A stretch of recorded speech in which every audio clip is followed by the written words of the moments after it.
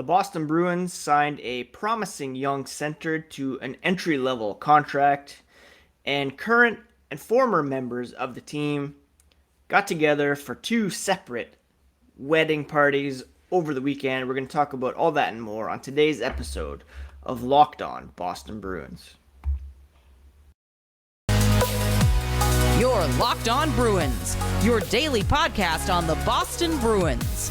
Part of the Locked On Podcast Network, your team every day.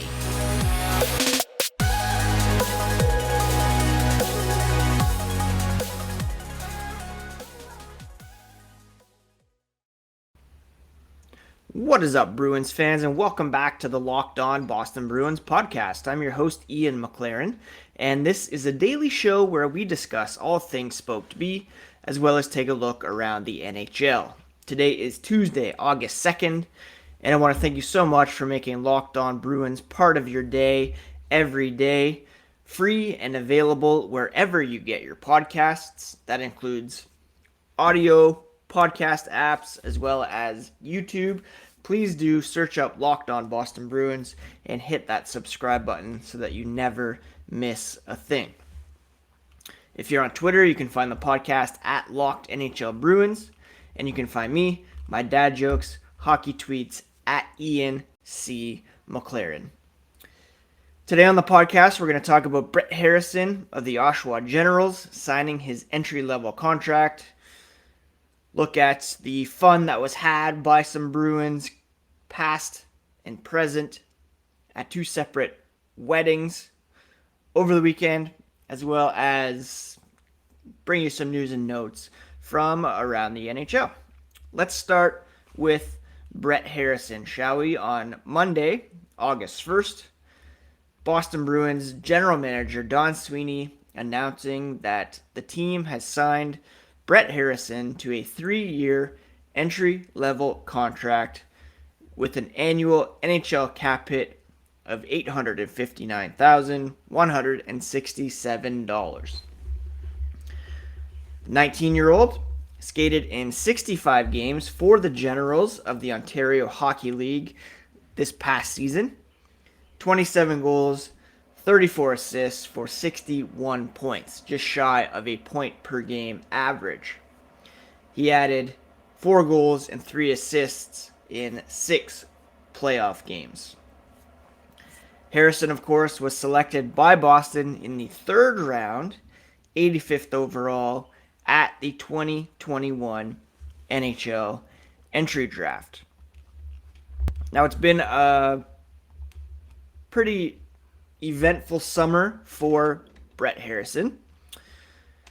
He not only appeared at the Bruins development camp, but he was also invited to the 2023 World Junior camp for Team Canada. Now, there's a tournament that will begin shortly, World Junior Tournament, to make up for the COVID-interrupted 2022 event. Harrison is in the running to make the 2023 team for a tournament that will be played holidays coming up in December into early January. So Harrison on track to be a contributing member to a World Junior team, which is a great distinction for any junior player. And, he has an opportunity as well to come to Bruins training camp to see how he measures up against not necessarily guys competing for center roles for the current club, but amid some center prospects that the Bruins have in the pipeline. That would include Jack Studnicka, who recently signed a 2-year contract extension. Mark McLaughlin, who showed some flashes that he could be a full-time NHLer late last season after signing a deal following his Boston College career. Oscar Steen could be in the mix for some playing time. Center, more likely right wing. And then looking further down the road, the Bruins, of course, used 3 picks in last month's draft on centers. Matthew Poitras, Cole Spicer, and Dan's Lockmullins.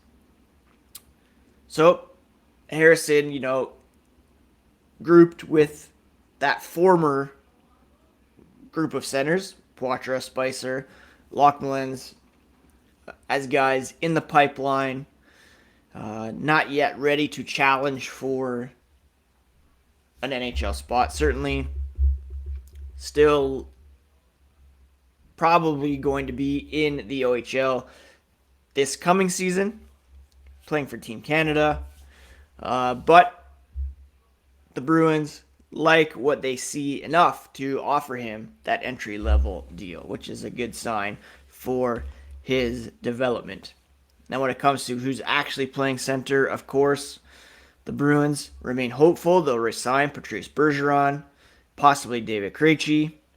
Pavel Zacha can play center, although he, A, is still unsigned, and B, likely to play on the wing in the absence of Brad Marchand to begin the season. Charlie Coyle, probably best suited as a third-line center. Thomas Nosek penciled in as the fourth-line center. Trent Frederick can play either the wing or center as well. So the Bruins' bottom six and pipeline looking decent when it comes to the position, but of course, the top 2 center positions still very much needing to be filled. Perhaps Zacha could step in there if Krejci doesn't sign. I am super confident that Bergeron will be back in the mix. Less so with Krejci, but a lot more than I was, say, a couple months ago with all the reports that he is set to come back. So with those 2 guys in the mix, they'll be in good hands for this season. Beyond is where things will get a bit murky, but, they're slowly but surely restocking the pipeline with some center prospects. Whether or not they pan out remains to be seen, but again, they certainly believe Studnicka can still be a contributing member and Harrison down the line. And we'll have to wait and see how that works out for the Boston Bruins. Before we get to some of the action off the ice this past weekend, a quick word about BetOnline.net, the fastest and easiest way to check in on all your betting needs. Find your favorite sports and events at the #1 online source for odds, lines, and games. You can find reviews and news of every league: Major League Baseball, NFL, NBA, NHL, combat sports, esports, and even golf. BetOnline is the top online resource for all your sports wagering information, from live in-game betting, scores, and podcasts. They have you covered. Head to BetOnline today or use your mobile device to learn more about the action happening today at BetOnline, where the game starts. So, over the weekend, unless you were living under a rock, you probably saw many fun images coming out from Italy, where retired Bruins goalie renewed vows, I believe, with his longtime partner, Yasmina Nicola, over the weekend. Now, I believe that they were already married. Looked like they were renewing their vows. Perhaps they hadn't formally made those vows, waiting until after he was retired, or perhaps now that he's retired, it's kind of a fresh start. Who knows? But what we do know is the event allowed for a reunion of sorts, as many of Rask's former teammates were in attendance. One of those who was very active on social media was Milan Lucic. He, of course, spent several years with the Bruins, winning a Stanley Cup in 2011, and he captured some great moments with Bruins past and present, including David Pastrnak, Brad Marchand, Patrice Bergeron, David Krejci, Torrey Krug. I believe Sean Thornton was in the mix there as well. Lucic, of course, is now with the Calgary Flames. Torrey Krug has gone on to play for the St. Louis Blues. David Krejci played last season in Czechia, but it was very cool to see the bond formed in 2011 still carrying on to this day. There were some more current Bruins or more recent additions to the team in attendance. Charlie McAvoy, Kevin Miller was there as well. And the wedding produced a viral moment as Rask, showing off his dance moves, made the rounds on social media. Now, I know a lot of people were saying, get these guys signed. Who cares about this wedding? Just announce a contract for Bergeron and Krejci. For me, it didn't really matter that they are currently unsigned. It was just cool to see these guys together, living their lives, enjoying each other's company, and it's a testament to the bond that is created in the room, off the ice, that we largely don't get to witness. Of course, with social media, we get glimpses, and seeing as it was such a special occasion, there was lots of posts, which was really cool, from the Bruins, former Bruins, their partners, Lucic, Marchand, together showing off their 2011 tattoos. Again, just very cool to see how those bonds carry on. We got a reminder of it back during the COVID lockdown with the 2011 reunion Zoom. And Lucic continues to strike me as kind of a driving force among this group. Someone who, surprisingly emotional and really reflective about his time with the Bruins. You can tell that, those bonds run very deep. And congrats again to Tuukka and his wife for what seemed like a pretty wild and fun time over there in Italy over the weekend. Now on Monday, festivities continued for some other current and former Bruins, as Taylor Hall was married as well. It was a bit odd to see a wedding on a Monday, but you can remember that it was a holiday up here in Canada, and NHL players obviously work on a different schedule in the summer. Anyways, attending that event was Jake DeBrusk. I saw Nick Foligno, Eric Howla, Charlie Coyle, among others. So more recent Bruins, not as much legacy players, but kind of guys that, joined the team or have been with the team for a couple years that Taylor Hall has become friends with. Kind of weird that the two events overlapped. I'm sure it wasn't intentional, but unfortunate that some more current Bruins couldn't be at Hall's event, but there were some Sabres there as well, or former Sabres, Jack Eichel, Kyle Okposo, Curtis Lazar, former Bruin as well. So kind of guys that Hall has connected with over the last couple of years. So congrats to Taylor Hall for, getting married, and he'll bring that big husband energy into the regular season once training camp begins now in just 6 or 7 weeks, with August having begun, and we're getting closer to the start of a new season.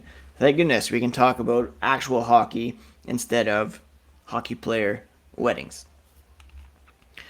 Before we move on, I just want to remind you that you can find all the latest when it comes to NHL news on the Locked On NHL podcast.